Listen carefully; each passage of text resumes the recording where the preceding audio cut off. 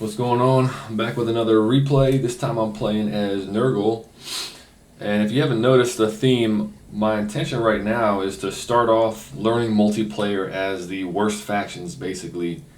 So I went on the Total Tavern website, which is the one run by the guy who runs the YouTube channel Turin, and was looking at the win rates of the different factions. And so Ogre Kingdoms, Kislev, Nurgle, and I think Tzeentch are all sitting around the bottom.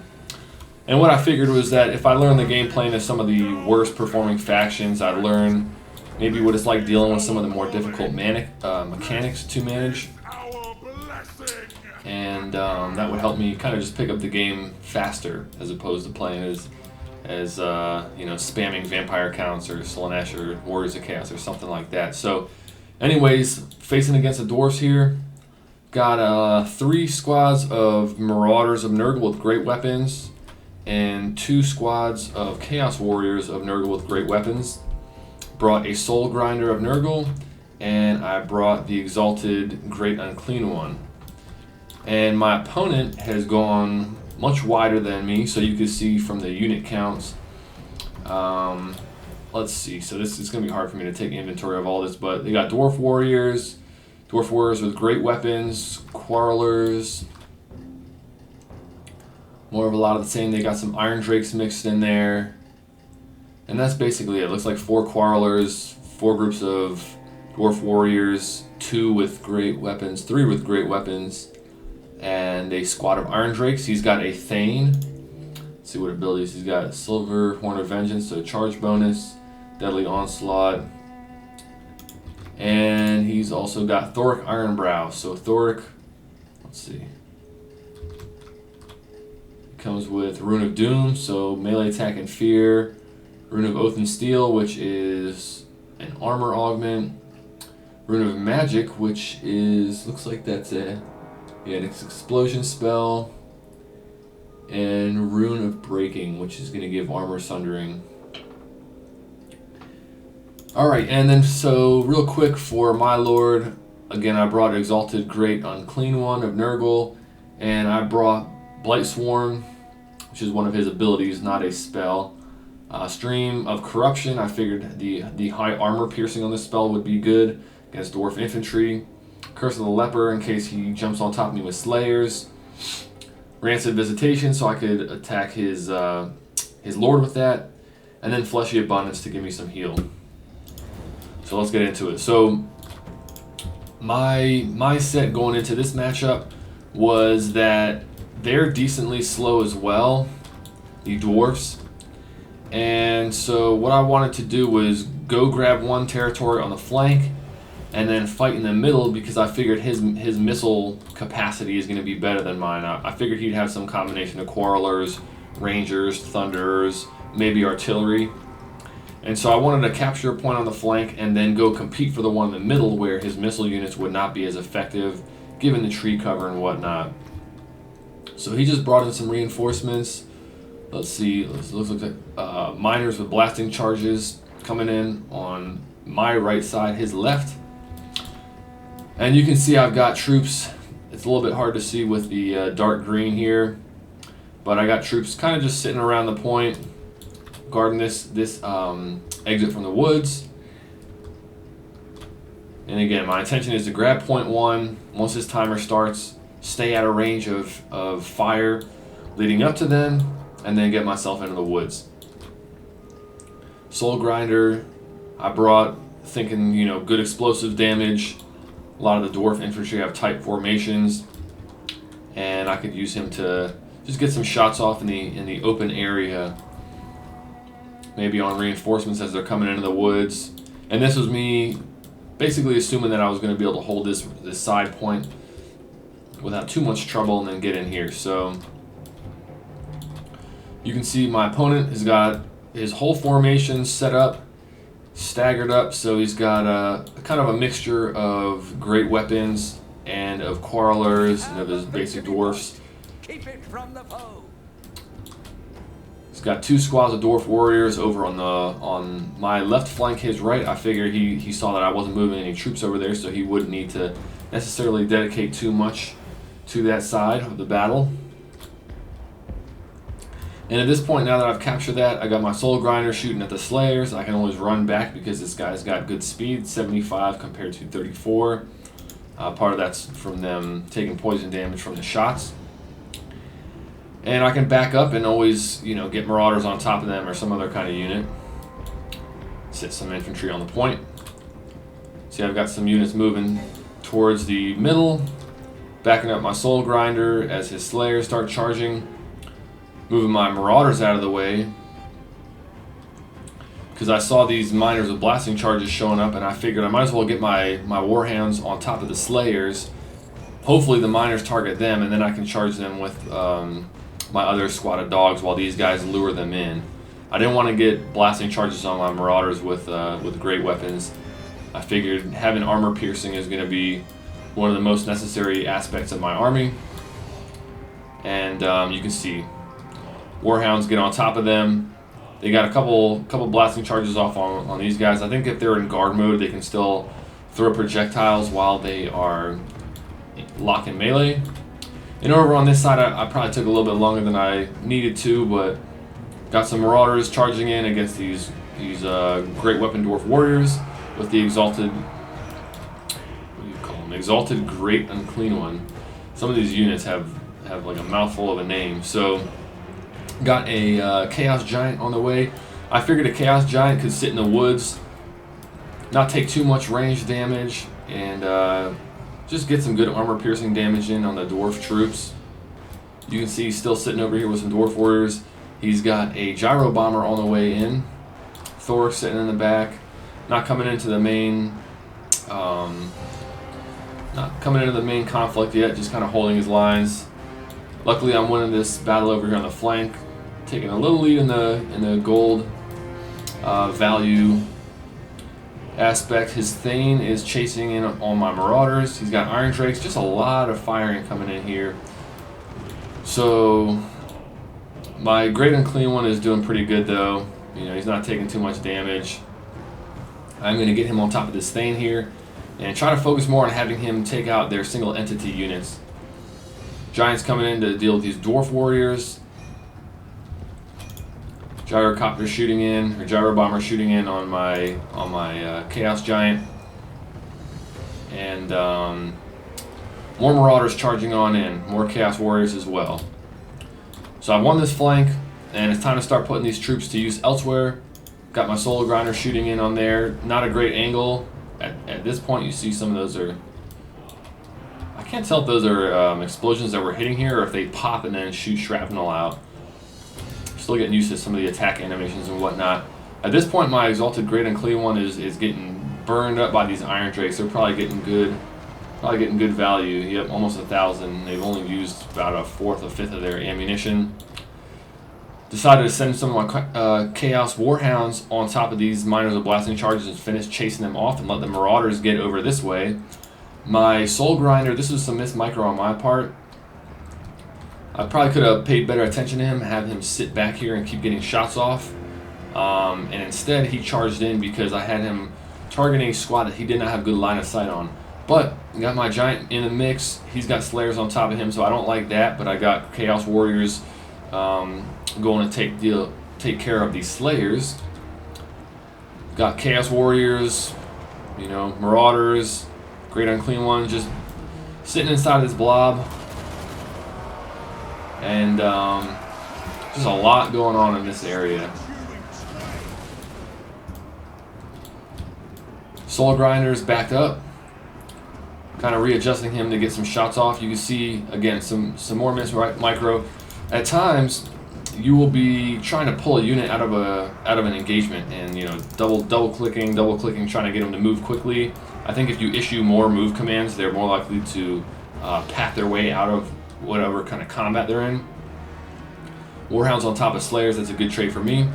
But when you keep doing the double clicking and you're not dragging, they will be facing the opposite direction that you had them fleeing from. So if there's no opponents over in this area, you're going to be missing out on opportunities to get shots off. So I had to turn him back around, and I believe I had him targeting the Iron Drakes because I was trying to shoot down some of their high value missile units. At this point in the match, I was looking around at where the damage is being dealt. You can see I got a squad of Plague Toads around this left side. some more Chaos Warriors coming around the left side. And I'm trying to get around into his gun lines, or maybe not gun lines, but his firing lines, which for him is Quarrelers in this situation, along with some Iron Drakes. So that's good. These guys are anti-infantry. They are not armor-piercing, but they're just getting shot down because there's so many Quarrelers back here. Luckily, I got another squad of Chaos Warriors coming in as well. And blob fight continues. Chaos Giants around half health. Again, I want to get the Slayers off of him. There's only one left in this squad, so. And man, look at that. It's pretty brutal. Iron Drake's firing in. A lot of fire damage. Great Unclean one doing decent. Slayer's getting on top of him, so that's not good. But I should have some more reinforcements come in here. Now at this point, I'm looking at the point counter and thinking, all right, I need to start capturing something else. This area is kind of in danger because he's got Iron Drakes, he's got Dwarf Warriors over here. Now he's moving them as soon as I say that, along with his group of Slayers. But I don't really have too much troops that are solid and full health over here, so that's something to keep an eye on. And then over on this side, I got Chaos Chariots, and I got Plague Toads of Nurgle on top of these Dwarf Warriors. Again, these guys don't have anti-large or anything, nothing really special. Both of these troops are anti-infantry. And so I figured I'd charge in on them, pressure that point, see if I can force him off the middle. Although I do have, I don't have quite control of the middle yet. I guess it should come shortly. There we go. So pushing his battle lines back. This gyro bomber still kind of just getting free shots off. This is one of those things where I did not bring enough range fire and consider his potential air presence, but I'm not sure. He's only got 414 damage worth of value, so not a huge deal. I don't think he's used his bombing runs yet. I think this unit has a, yeah. And speak of the devil, I think he might have just used one there, or maybe he's about to use it. So let's see his value. Did that change at all? Went up a little bit. So Marauders over here on this right side, dealing with Dwarf Warriors. That's probably going to be a decent trade for me. Although these guys actually don't have as much armor. These Marauders with great weapons don't have as much armor as I was thinking. So I guess the Dwarf Warriors don't struggle too much against them, despite their lack of armor piercing. Soul Grinder continuing to shoot in on the Iron Drakes. Great Unclean one taking a lot of damage. And at this point, I'm like pathing, trying to get him out of here. Stream of Corruption going down on the blob, trying to keep him off of me. But you can see, you know, Quarrelers, Gyro Bomber, Quarrelers, Iron Drakes, more Iron Drakes, Slayers, you know. Just a lot coming after him, and he's going to end up going by the wayside. You can see he's unstable. He's banished. Banished, and so I'm going to lose him. So unfortunately, he's super expensive, and so I'm only at 800, just about 900 supplies. So getting my Lord back on the field is going to be difficult. I'd have to save up a ton to do that. Now my Soul Grinder is just about out of ammunition, so he's in melee dealing with these Dwarf Warriors. Got more Plague Toads coming in, and at this point, what I'm looking at is, okay, how is the leadership of my units going to change now that my Lord is pushed off? He's a little ahead of me in supplies, and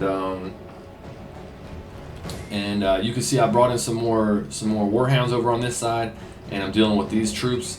Now they're starting to bring infantry back, miners with blasting charges, Dwarf Warriors to deal with us.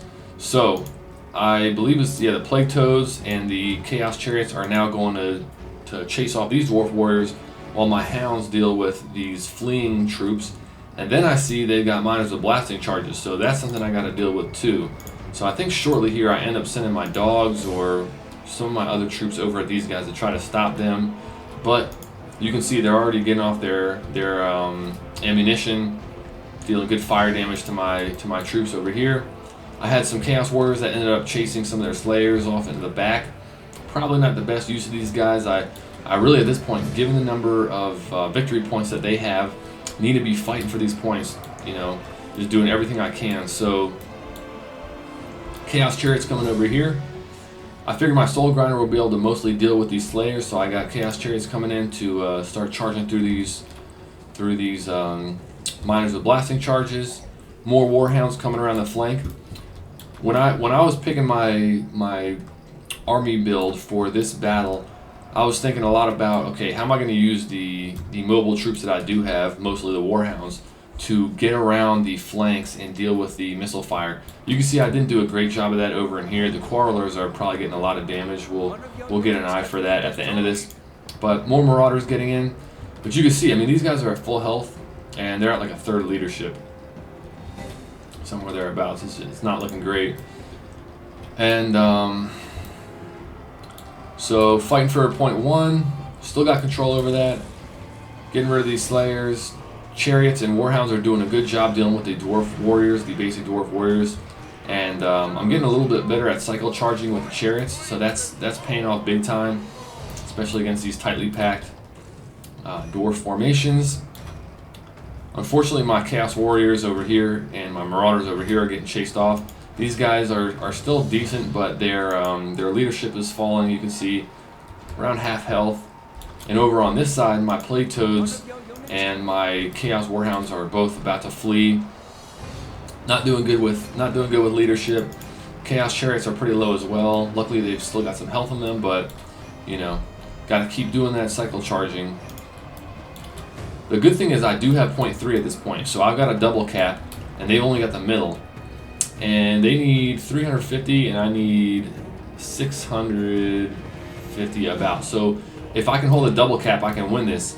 Problem being, now they've got Slayers, they got Dwarf Warriors, Miners, without blasting charges, but they've got their armor piercing, and then a Gyro Bomber with almost full ammunition on top of point 3. So they're going to get that. I just don't have what I need to get over there. And you can see I'm saving up supplies because I wanted to get my Lord back. And just get that leadership buff back up so that when I'm fighting for these different points, I can at least hold something and not have troops flee off in the middle of combat, because then I'm just not getting effective use of them. So Chaos Warriors, pretty beat up, charging in to deal with these Ekron Miners. They still got a lot of ammunition from their blasting charges, so I'm trying to not let them get those off. I've got Warhounds on top. Soul Grinder's pretty low, but he's got a lot of experience. You know, give him some buff on his attack. And they are starting to pull back the Ekron's Miners, so looks like he's trying to save some value out of them. He's bringing some reinforcements that I guess he's trying to pull me into. More Miners with blasting charges.